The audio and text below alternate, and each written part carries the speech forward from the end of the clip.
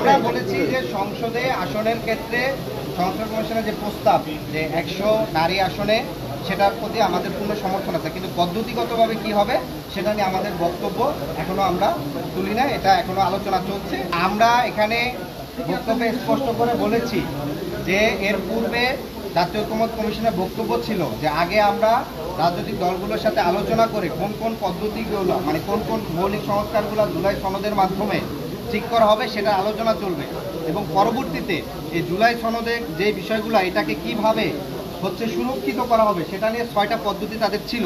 কিন্তু গত 15 দিনে জাতীয় ঐকমত্য কমিশনের সভাপতির জায়গা থেকে তিনি যে বক্তব্য দিয়েছেন সেই বক্তব্যের জায়গা থেকে আমরা মনে হচ্ছে শুধুমাত্র একটি দল ওই 6টির মধ্যে যেই প্রস্তাবটি দিয়েছেন, অর্থাৎ এখানে অনেকগুলো দল বলেছেন নির্বাচনের পূর্বে গণভোট হয়ে এটা সলিউশন হয়ে যাবে।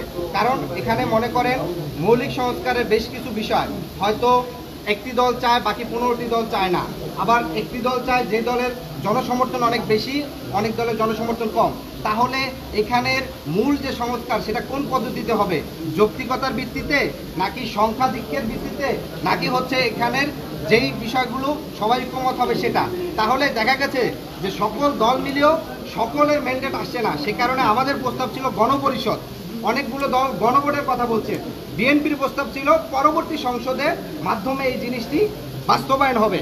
ফলশ্রুতিতে ঈদের পূর্বে প্রধান উপদেষ্টা তিনি ঐকমত্য কমিশনের সভাপতি হিসাবে যখন বলে ফেলেন যে আপনারা পরবর্তী সংসদে যারা আসবে তাদের কাছ থেকে ওয়াদা নেবেন, তার মানে তিনি গণভোট নাকচ করে দেন। এবং আমরা দেখেছি প্রধান উপদেষ্টার যে বিদেশ সফর করছেন সেই সফরেও তিনি গণভোটের বিষয় বলছেন যে গণভোট বিষয় জনগণ জানে না, বলে তার ঐকমত্য কমিশনের সভাপতির জায়গা থেকে এই বক্তব্য তাদেরই যে 6টি প্রস্তাবনা দিয়েছে সেখানে বাকি 5টিকে খারিজ করে বলে, যার কারণে আমরা ঐকমত্য কমিশনের এই বিষয়গুলো নিয়ে উত্থাপন করেছি যে কেন এই বিষয়টি করা হয়েছে।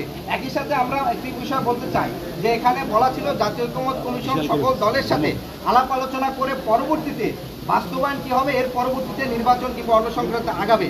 কিন্তু ঐকমত্য কমিশন চলাকালীন অবস্থায় যখন দেশের বাহিরে বসে শুধুমাত্র একটি দল কিংবা এক দলের এক ব্যক্তির সাথে আলোচনা করে পুনর্বিবেচনা করার চেষ্টা করা হয় যে কবে নির্বাচন হবে কি হবে না কিংবা সংস্কার কতটুকু হবে কি হবে না, তখন এই বিষয়টি সরকারের জায়গা থেকে তাদের নিরপেক্ষতা নিয়ে প্রশ্ন তোলা হয়।